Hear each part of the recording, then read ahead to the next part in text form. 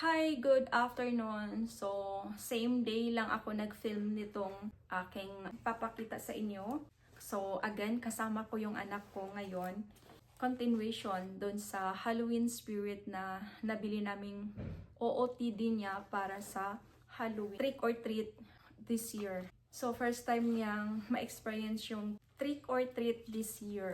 So, ngayon, papakita ko sa inyo yung cortina na nabili ko sa Hobby Lobby, and then meron din siyang discount. Nung nagpunta kami nung isang araw sa Hobby Lobby, 40 to 50% discount sa mga selected items, and nagustuhan ko siya since kailangan namin yung cortina para sa room namin kasi as of now, blinds pa lang siya. So kapag matutulog yung anak ko doon at pag araw, maliwanag, so mas magandang may cortina kahit papano, medyo madilim yung room namin para hindi siya madisturbo pag matulog siya. So ito yung nabili kong cortina sa Hobby Lobby.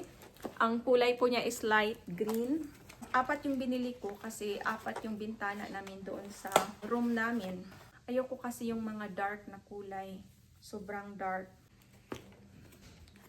So buksan natin. So ito yon.